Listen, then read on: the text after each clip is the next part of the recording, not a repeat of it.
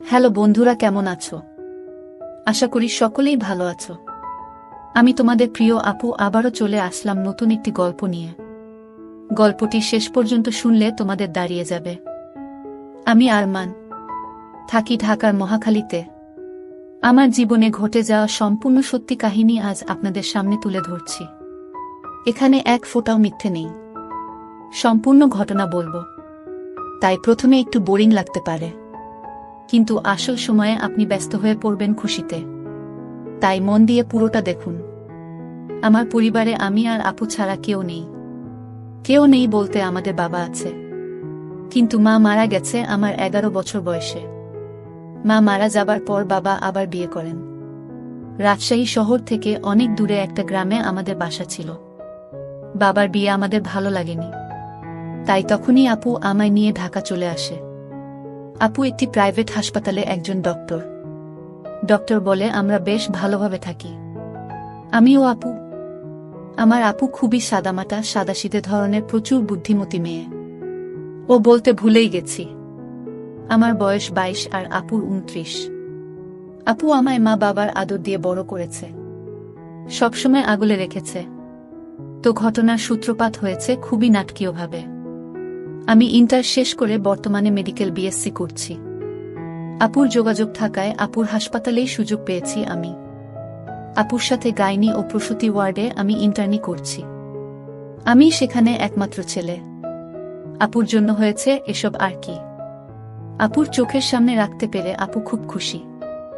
আপু আমায় খুব আগলে রাখে, কখনো দূরে যেতে দেয় না, ঘোরাঘুরি তেমন করতে দেয় না। একটা সময় মনে হতো আপুকে ফেলে যাই, কোথাও একা ছাড়ে না, কিন্তু আপু আমায় সব ভুলিয়ে দেয় তার আদরে। সারাদিন শেষে এসে বাসায় এসে যখন মনে পড়ে আপু ছাড়া আমার আর কেউ নেই, তখন আপুকে ছাড়া কিছুই ভাবতে পারি না জীবনে। আমার আপু সাধারণ পোশাকি মেয়ে, বাংলাদেশি মেয়ে হিসেবে থ্রিপিচুই পরে। মাঝে মাঝে সালোয়ার বাদ দিয়ে টাইস পরলেও ওড়না ছাড়া কখনো থাকে না। চশমা পরে আপু। অনেকে দেখলে সাবরিনার কথা মনে পড়ে যাবে তাদের। তবে আপুর চেহারায় সুইটনেস বেশি, যে কেউ দেখলে পাগল হতে বাধ্য। আপু বেশি টাইট ড্রেস না পরলেও তাকে সুন্দর লাগে প্রচণ্ড। তো ঘটনা খুব ধীর স্বভাবের ঘটে আমার জীবনে। কথায় আছে ভালো জিনিস দেরিতেই আসে। আমি সায়েন্স স্টুডেন্ট হওয়ায় শারীরিক সব সম্পর্কে জানা স্বাভাবিক, তার উপর মেডিকেল পড়ছি। তো একদিন হঠাৎ একটা ইমার্জেন্সি কেস এলো। একজন 19 বছর বয়সী মেয়ে জরায়ুর সমস্যায় ব্যথা নিয়ে এসেছে। তাকে এনে তাড়াহুড়ো করছে সবাই। সেদিন আবার নার্স ডাক্তার কম ছিল। তো আমাকে নিয়েই ওটিতে আপু ঢুকে গেল। সাথে আরও 2জন নার্স ছিল। আমরা সব ড্রেস পরে রেডি হয়ে ওটিতে যাই। আপু ঢোকার সময় বলল, আজ অনেক কিছু শেখার আছে, মনোযোগ দিয়ে খেয়াল করবি। যেই দেখি মেয়েটাকে শোয়ানো, খুব কান্না করছে। 2জন নার্স ওটি রেডি করছে। আমরা ঢুকতে আপু আগে মেয়েটার সামনে কপালে ছুঁয়ে দেখল। তারপর আমাকে বলল, ডক্টর আরমান, চেক হার পালস। আমি চেক করলাম, অনেক বেড়ে গেছে। সাধারণত এমন অবস্থায় অজ্ঞান করতে হয়। আপু গিভ হার এনেস্থিসিয়া। আমি এনেস্থিসিয়া রেডি করে হাতে দিতেই যাচ্ছি। এমন সময় আপু ধমক দিয়ে বলল, কি করছো এসব ডক্টর? পালস রেট বেড়ে গেলে হাতে দেওয়া যাবে না। Do it on her hip. আমি হা করে তাকিয়ে আছি আপুর দিকে। মেয়ে মানুষ, আমি কি করে দিব ভাবছি। তখন আপু আবার বলল, হারি আপ। আমি মেয়েটার দিকে তাকাতে মেয়েটা করুণ চেহারা নিয়ে আমায় দেখছে, যেন যা করি তাড়াতাড়ি করি। আপু আমায় তারপর দাঁড়িয়ে থাকতে দেখে একজন নার্সকে বলল এনেস্থিসিয়া দিতে। তখন এক সিনিয়র নার্স এসে আমার হাত থেকে এনেস্থিসিয়া নিয়ে ফিসফিস করে বলল, ভয় পেও না, দেখো, বলে সে মেয়েটার সালোয়ার নামিয়ে দিল। মেয়েটাকে দেখে ভালো উচ্চ পরিবারের মনে হচ্ছে। মেয়েটা কোনো বাধা দিচ্ছে তো নাই, উল্টো কোমর শূন্যে তুলে দিল যেন খুলতে সুবিধা হয়। প্রথমবার কোনো জীবিত মানুষ, তাও একটা মেয়েকে এমন দেখলাম। মেয়েটাকে নার্স আরো ঘুরিয়ে কাত করে এনেস্থিসিয়া দিয়ে দিল। এমন দেখে আমার বুক ধুকপুক করছিল। মেয়েটা এদিকে জ্ঞান হারিয়েছে। বাকি নার্স এসে দ্রুত আমায় অবাক করে দিয়ে মেয়েটার পুরো খুলে দিল। আমার খুব লজ্জা পাচ্ছিল। এমন সময় আপু আমার পাশে এসে দাঁড়ালো। লাল চোখ করে তাকিয়ে আছে। মাস্ক পরে থাকায় চোখ ছাড়া কিছু দেখছি না। তখন আপু মেয়েটার সামনে গেল। আপু আমার দিকে তাকিয়ে বলল, কাম উইথ মি। আমি 6 নং কেচি নিয়ে আপুর পাশে গেলাম। আপু তখন স্বাভাবিক গলায় বলল, দিস ইজ। এইভাবে শুরু হলো আমার শিক্ষা। আপু আঙুল দিয়ে ধরে সরিয়ে সরিয়ে দেখাচ্ছিল, ও একটা ক্যামেরা পাইপ হাতে নিল। আমি থমকে গেলাম। আপু এবার ধমক দিয়ে বলল, যদি কাজ করতে ভালো না লাগে বের হয়ে যান। আপনাকে পেশেন্টের শরীর চেনাতে আনিনি। আপনি এখনো স্কুল বয় নন। আমি সাথে সাথে আপুর কথা মতো কাজ করি। আপু ইংরেজিতে আরো কিছু বলল। আমি বুঝতে পেরেছি আপু কি বলছে। বললাম, yes doctor, she is not virgin. আপু অনর্গল আমাকে বুঝিয়ে দিচ্ছে এসব। আর আমিও অপারেশনের বেশিরভাগ অনেকটা কাজ করে শেষ করি অপারেশন। শেষ সেলাইটা আমাকে দিয়ে করাই আপু। আমার হাত কাঁপছিল, কিন্তু আপু আমায় হাত ধরে শিখিয়ে দেওয়ায় আর ভয় করেনি শেষে। মুহূর্তের জন্য আপু আমার আপন বোন ভুলেই গেছিলাম। শেষ করতেই নার্সেরা পরিষ্কার করে পেশেন্টের এপ্রন পরিয়ে দিল। আমিও প্রথমবার এসব দেখলাম। আপু আর আমি মেয়েটার বিষয়ে মেডিকেলি কথা বলতে বলতে বের হলাম ওটি থেকে। তখন মেয়েটার সামনে বাবা মা এলো। আপু খুব শান্তভাবে তাদের বুঝিয়ে বলল, সব ঠিক আছে, ওর অপারেশন সাকসেসফুল, তবে ওকে রিকভারি করতে 2 মাস সময় লাগবে। এখানে ভর্তি থাকতে হবে, এরপর সুস্থ। মেয়ের মা বলল, ওর কোনো সমস্যা নেই তো? আপু, না, তবে ওর ইনফেকশনের কারণে ওর ভার্জিনিটি অনেক আগেই নষ্ট হয়ে গেছে। খুব ভালো মেয়েও, ভাগ্য ভালো সামান্যতে সেরেছে, নয়তো এমন কেসে ক্যান্সার হয়ে যায়। আপনারা খুব দ্রুত বিয়ের ব্যবস্থা করবেন। ওনারা আশ্বাস পেল একথা শুনে। তবে আমি বুঝলাম আপু ওর ভার্জিনিটি নিয়ে মিথ্যে কেন বলল। সেদিন কাজ শেষে বাসায় ঢুকেই আপু বলল, জলদি ফ্রেশ হয়ে আয় খেতে। আমি মনে মনে ভয় পাচ্ছিলাম। গোসলে ঢুকলাম। গোসল শেষ করে আমি বের হয়ে ড্রেস পরি। তো সেদিন তাই করি। বের হতেই সামনে আপু। আমরা দুজনেই কয়েক সেকেন্ড হয়ে দাঁড়িয়ে আছি। হঠাৎ সম্বিত ফিরতেই তোয়ালে দিয়ে ঢাকলাম ও আপু হুট করে পিছন ফিরে বিষয়টা চাপা দিতে বলল, এত সময় লাগে গোসল করতে? তাড়াতাড়ি আয় খেতে। বলেই আপু বেরিয়ে গেল। আমি দ্রুত দরজা লাগিয়ে বিছানায় বসে পড়ি। প্রচণ্ড লজ্জা লাগছে। আপুর সামনে এ অবস্থায় আমার বহিঃপ্রকাশ খুবই লজ্জাকর। আবার আপুর ডাক ডাইনিং রুম থেকে। আমি দ্রুত প্যান্ট শার্ট পরে নিচে নামলাম। আপু টেবিলে খাবার লাগিয়ে বসে আছে। আমি চেয়ারে বসলাম। লজ্জায় আপুর দিকে তাকাতে পারছি না। কিন্তু আমার আপু প্রচণ্ড বুদ্ধিমতী, তা আবার প্রকাশ করল। এই বিষয়টা ভোলাতে বলল, ওটিতে এমন খামখেয়ালি হলে সমস্যা হবে। এমন করলে চলবে না। আজ এমন করলি কেন বলতো? আমি কোনো কথা বলছি না ভয়ে। আপু, একটা কথা জিজ্ঞেস করছি। আমি, সরি আপু, আগে কখনো ওটিতে ঢুকিনি, তার উপর প্রথমবার কোনো মেয়েকে। বলেই চুপ করে গেলাম। আপু কিচ্ছুক্ষণ চুপ থেকে বলল, শোনো, আমার দিকে তাকা। আমি তাকালে আপু খুবই স্নেহময় হয়ে বলল, শোনো, পেশেন্ট কখনো ছেলে বা মেয়ে হয় না। যখন তুই ডাক্তার তখন তোর সামনে জাস্ট একটা বড়ি। তখন তা তোর উপর ভরসা করা একটা বড়ি। তুই অন্য কিছু না ভেবে কাজে মন দে। আরও অনেক কিছু আপু বুঝিয়ে দিল। সব কথা শেষে বলল, কোনো প্রশ্ন আছে?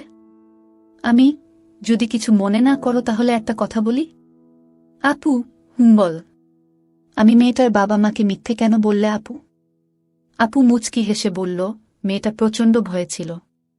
এমনিতেই জরায়ুর মতো বড় সমস্যা, তার উপর যদি এই সত্যিটা সামনে আসতো তাহলে খুব খারাপ হতো ওর জীবনে। একটা মেয়ের কাছে ইজ্জত সবচেয়ে জরুরি, আর ইজ্জত হারালে জীবন থাকার মানে নেই। সমাজে অবহেলিত, বাবা মার অসম্মান, বিয়ে না হওয়া, আরও কত সমস্যা। কিন্তু এখন বিষয়টাকে অসুস্থতাজনিত করে দিয়েছি বলে ওর ভবিষ্যৎ আর ঝুঁকিতে পড়বে না। বুঝেছিস? আমি, জি আপু। আপু কয়েক মুহূর্ত তাকিয়ে রইল আমার দিকে। এরপর কয়েকদিন আমার মনে হলো আপুর মনটা খারাপ। প্রায়ই আমার দিকে তাকায় ও মনটা ভারী করে ফেলে। একবার আমি বললাম, আপু, কি হয়েছে? তোমার মন খারাপ কেন? আমার কোনো কাজে তুমি বিরক্ত? আমি আর ভুল করব না আপু, প্লিজ আপু। আপু কথা না বলে আমায় অবাক করে হঠাৎই জড়িয়ে ধরল তার বুকে। আগে কোনোদিন আপু আমায় এমনটা করেনি। এই প্রথম এমনটা হওয়ায় যেমন অবাক ঠিক তেমনি মনে হলো পৃথিবীর সবচেয়ে শান্তির জায়গা পেয়েছি। দেখি আপু ঘন ঘন নিঃশ্বাস নিচ্ছে। হঠাৎ তখনই সেই মেয়েটার ড্রেসিং করাতে এলো। আমাদের এই বিষয়টা অবশ্য কেউ দেখেনি, আর দেখলেও সমস্যা হতো না, কারণ সবাই জানে আমরা ভাই বোন। ভাই বোন জড়িয়ে ধরা স্বাভাবিক। কিন্তু আমি চমক থেকে সরতে পারছি না। আমরা ওটি রুমে যেতেই আপু বলল, ডক্টর আরমান, আজ আপনি ড্রেসিং করবেন। Prepare for dressing. আমি আপুকে আর কষ্ট দিতে চাই না বলে মন ঠান্ডা করে রেডি হয়ে শুরু করলাম।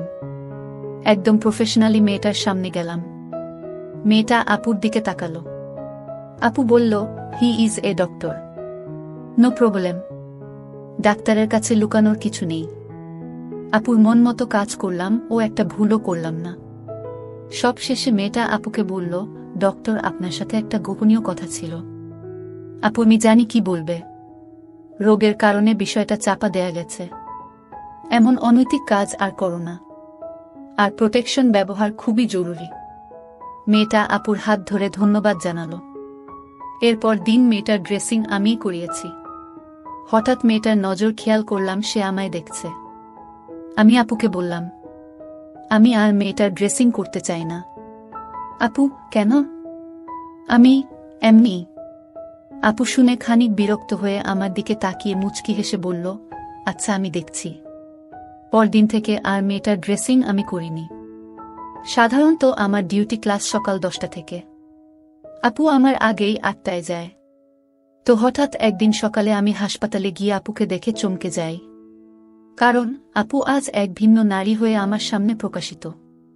আপু টাইট ফিটিং একটা সাদা 3 পিচ পরা, যার কামিজ আপুর সচরাচর পরা কামিজ থেকে অনেক টাইট, আর সাথে সাদা টাইট টাইস পরেছে। আপুকে দেখে কখনোই আমি খারাপ কিছু মনে আনিনি বা আসেওনি।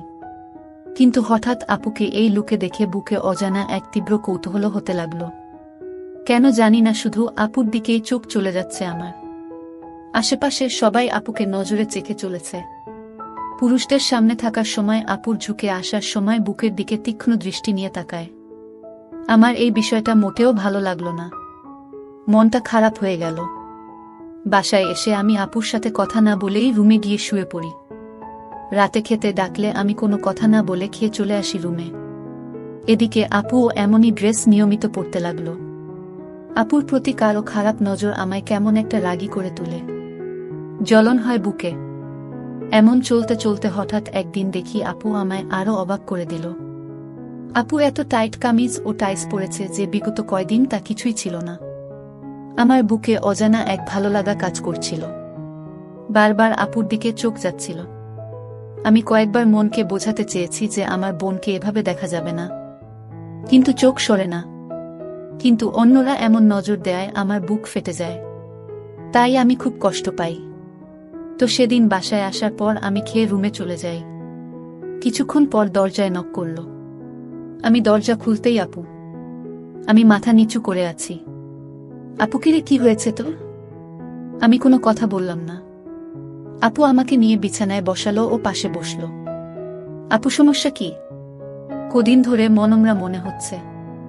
আমি কিছু না আপু। আপু, কিছু তো একটা হয়েছে। আপুকে বলবি না? আমি কেমন যেন ভয়ডরহীন হয়ে বলতে লাগলাম। আমি তোমার দিকে সবাই কেমন খারাপভাবে তাকায়। আমার এটা ভালো লাগে না।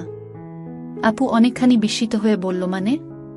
আমি এই যে কদিন ধরে তুমি একটু ভিন্ন পোশাকে আছো, সবাই হা করে তাকিয়ে থাকে খারাপ নজরে।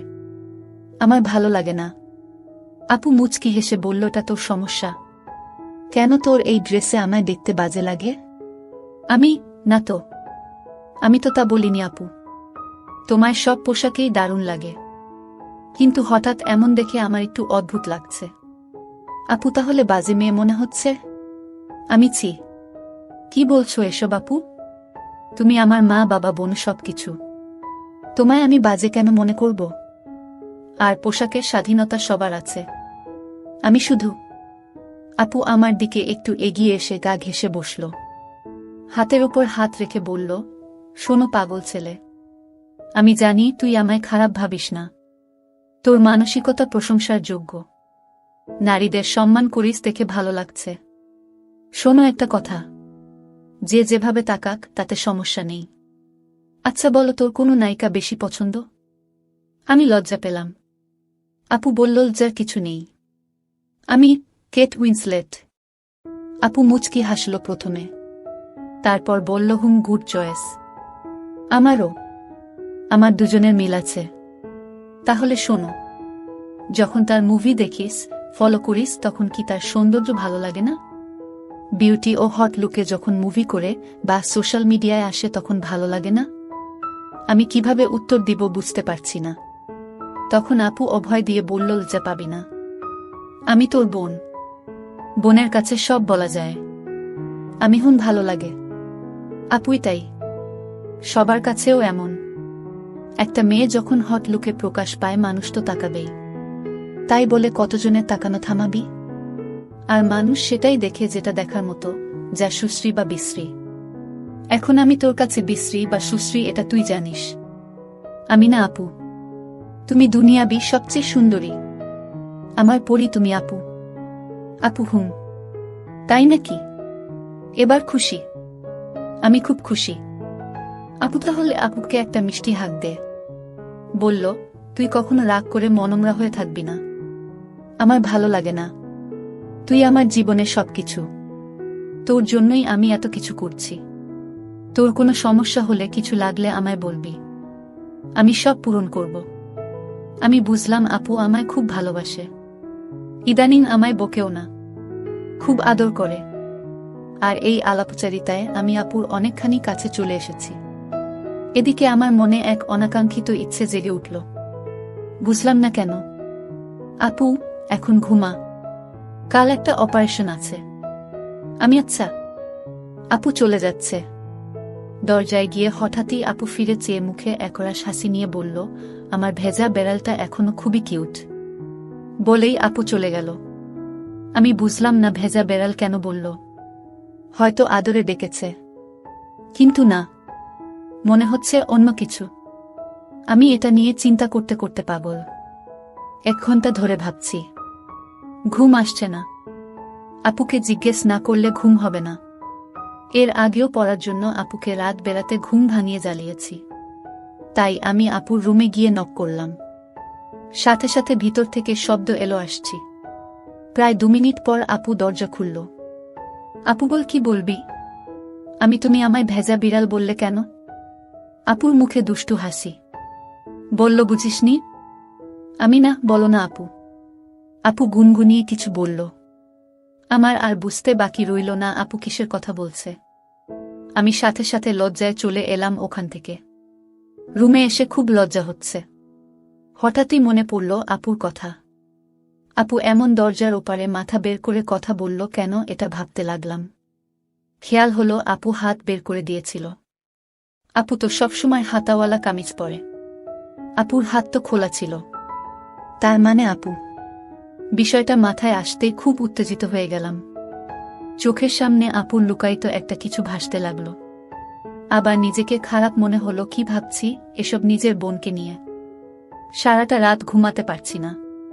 হঠাৎ অনলাইনে ঘাটলাম বোনকে নিয়ে এসব চিন্তা আসছে কেন এমন ভেবে। মনে মনে আপুর প্রতি একটা পবিত্র ভালোবাসার আগ্রহ জন্মেছে। কি করব বুঝতে পারছি না। নানান চিন্তা করতে করতে ঘুমিয়ে গেলাম। পরদিন সকালে ঘুম থেকে উঠে টেবিলে রাখা খাবার খেয়ে নিলাম, যা প্রতিদিন আপু তৈরি করে রেখে যায়। আমাকে কখনো জাগায় না আপু এত সকালে। হাসপাতালে গিয়ে আপুকে খুঁজতে লাগলাম শুধু। দেখতে খুব ইচ্ছে করছে। অন্য রোগীদের নিয়ে কাজ করছি, তখন হঠাৎ একজন নার্স এসে বলল, ডক্টর সুমনা আপনাকে অপারেশন থিয়েটারে যেতে বলেছেন। আমি অপারেশন গাউন পিপি পরে চলে গেলাম। দেখি আপু ও অন্যান্য নার্স। আজকে রোগী একজন 30 বছরের মহিলা, যার কোনো বেবি হচ্ছে না, তাই অপারেশন। আমাকে দেখেই আপু মুচকি হাসল, তা মাস্কের নিচেও বোঝা যাচ্ছে। আপু, গিভ হার এনেস্থিসিয়া। মহিলার দিকে তখন ভালো করে তাকালাম। সুন্দর বললেও কম হবে। আপুর বাইরে এমন সুন্দর খুব বেশি দেখিনি। যেহেতু প্রাইভেট হাসপাতাল তাই এখানে বেশিরভাগ বড়লোকের আগমন, তাই যারা আসে তারা মরান হয়। তাকে ঘুরিয়ে অ্যানেস্থেসিয়া দিলাম, কিন্তু ঠিক মতো দেওয়া হলো না।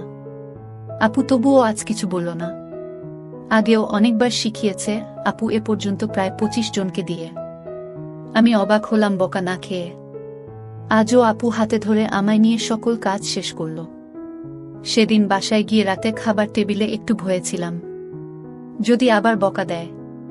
খেয়ে উপরে আসছি, তখন আপু বলল 10 মিনিট পর আমার রুমে আসিস। আপুর কণ্ঠ ভারী মনে হলো না, কিন্তু কেমন একটা ভয় কাজ করছে। আমি ঠিক সময় আপুর রুমে নক করলাম। আপু দরজা খুলতেই একটা ধাক্কা। আপুর ওড়না নেই। আপু, আয় ভিতরে আয়। দেখি আপুর বিছানায় একটা সিরিঞ্জ ও গ্লুকোজ টিউব। আমি, এগুলো কেন এখানে আপু? আপু, তোকে এতবার শিখিয়েও কোনো কাজ হচ্ছে না, আজ প্র্যাকটিস করবি। আমি, কিসে প্র্যাকটিস করব? আপু আমায় অবাক করে দিয়ে বলল, আমি আছি না, আমার উপর ট্রাই করবি। আমি, পাগল হয়ে গেলে নাকি? আমি পারবো না। আমি তোমাকেও ব্যথা দিতে পারবো না। আপু, না, আমার উপরেই করতে হবে। আমি আর কিছু বলতে পারলাম না ভয়ে। আমি আপুর হাতে দেওয়ার জন্য প্রস্তুতি নিচ্ছি। এমন সময় আপু বলল, আবার ভুল। আমি, কেন, কি হয়েছে? আমি, এখানে কেন? আমি, না হলে কোথায়? আপু, এতদিনে শিখাতে হবে কেথায় দিতে হবে? কোমরে দিতে হবে। আমি, এসব কি বলছো আপু? আমি তোমার গায়ে কেন হাত দিতে যাব? এক আপু বিছানা থেকে উঠে সব রেখে বলল, আচ্ছা তাহলে এরপর যেন আর ভুল না হয়। আপু কথাটা বলে সহজভাবে, কিন্তু একটা অসাফল্য প্রকাশ পেল কথায়। আমি রুমে গেলাম। আমার মনেও একটা আফসোস হলো, আপুকে এত ভালো লাগে। এমন একটা সুযোগ পেয়েও আমি মিস করলাম, যেখানে আপু নিজেই সব সুযোগ করে দিচ্ছিল। পরদিন হাসপাতালে গিয়ে আপুর চেহারাটা একটু মলিন লাগছিল। একটা পেশেন্ট দেখছিলাম আমরা। হঠাৎ আপু অজ্ঞান হয়ে গেল। আমরা দ্রুত ইমার্জেন্সি ওয়ার্ডে নিয়ে প্রাথমিক চিকিৎসা দিলাম, কিন্তু আপুর জ্ঞান ফিরল না। দ্রুত বিভিন্ন টেস্ট করিয়ে দেখি আপুর কিডনি দুটা নষ্ট হয়ে গেছে। 1 ঘন্টার মধ্যে অপারেশন না করলে মারা যাবে। আমি প্রচণ্ড ভয় পেয়ে যাই, কিন্তু ভাগ্য ভালো, একজন ডোনার পেয়ে যাই। অপারেশনে আমি সিনিয়র ডাক্তারকে বলে আমিও থাকার অনুমতি নিলাম, কারণ ডাক্তার তার নিজের লোকের অপারেশন করতে পারবে না। কারণ আপুর জন্য আমার খুব ভয় হচ্ছিল। আমি রেডি হয়ে অপারেশন শুরু হলো। নার্স এসে বলল, ডক্টর ম্যামের খুব ইচ্ছা ছিল আপনি এনেস্থেসিয়া ভালোমতো দেয়া শিখবেন, তার উপর ট্রাই করুন আপনি। ওটিতে আমি ছাড়া আর কোনো পুরুষ নেই। আমার এ সময়ে আর কোনো লজ্জা বা উত্তেজনা ছিল না। আপুকে বাঁচাতে হবে। আমি আপুর এপ্রন তুলে এনেস্থেসিয়া দিয়ে দিই। আপুর কিডনি দুটো বের করা হলো। কিডনি বের করার পর ডোনারের জন্য অপেক্ষা করছি। এমন সময় নার্স বলল, ডোনার পালিয়ে গেছে। সাথে সাথে মাথা নষ্ট হয়ে গেল। কি করব বুঝতে পারছি না। ডক্টর রূপা বলল, আর মাত্র 40 মিনিটের মধ্যে অপারেশন না হলে বাঁচানো সম্ভব না। আমি এক মুহূর্ত দেরি না করে বললাম, আমার রক্তের গ্রুপ 1 আপুর সাথে, আমি কিডনি দিব। ডক্টর রূপা, তোমার এই বয়সে এটা বড় ডিসিশন। ভেবে দেখো, তোমার আপু জানলে আফসোস করবে এটা নিয়ে। তোমার বাবা হওয়ার চান্স 1% থাকবে। আমি আর কোনো ভাবাভাবি নেই। আমার জন্য আমার বোন সবচেয়ে বড়, তার চেয়ে বেশি কোনো ডিসিশন হতে পারে না। আপনি শুরু করুন। আমি জীবনে আপুকে ছাড়া আর কিছুই চাই না। আমি সাথে সাথে নিজেই এনেস্থেসিয়া নিয়ে অজ্ঞান। চোখ মেলে দেখলাম আমাদের অপারেশন হয়েছে, কিন্তু আপুর জ্ঞান আমার আগে ফিরেছে।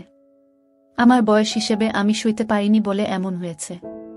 প্রায় 3 মাস কোমায় থাকার পর আমার জ্ঞান ফিরেছে। আপুর জ্ঞান আরও আগেই ফিরেছে ও সুস্থ। অলরেডি কাজও শুরু করে দিয়েছে। আমার জ্ঞান ফিরেছে শুনে আপু দৌড়ে এলো আমার কেবিনে। একজন নার্স ছিল ওখানে। আপু ঢুকেই থমকে গেল আমায় দেখে। আমিও চমকে গেলাম আপুকে দেখে। আগের মতো ঢিলে ঢালা পোশাকে, কিন্তু বিবর্ণ মুখ আপুর, যেন সব হারিয়ে অসহায়। আপু গম্ভীর হয়ে বলল, নার্স তুমি এখন যাও, আমি দেখছি যা করার। নার্স চলে গেল। আপু আমার দিকে এগিয়ে আসছে। আপু তুমি সুস্থ হয়ে গেছ? কথাটা শেষ করার আগেই এক কষে থাপ্পড় পড়ল আমার গালে। আপু, খুব বড় হয়ে গেছিস তাই না? খুব দায়িত্ব হয়ে গেছে। কে বলেছে এসব করতে? সরি আপু, আমি তোমাকে হারাতে চাইনি। তুমি ছাড়া আমার কে আছে বলো? তোমার কিছু হলে আমার কি হতো?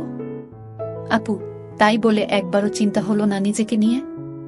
কিছু হয়ে গেলে? তুমি না থাকলে আমার থেকে কি লাভ বলো আপু?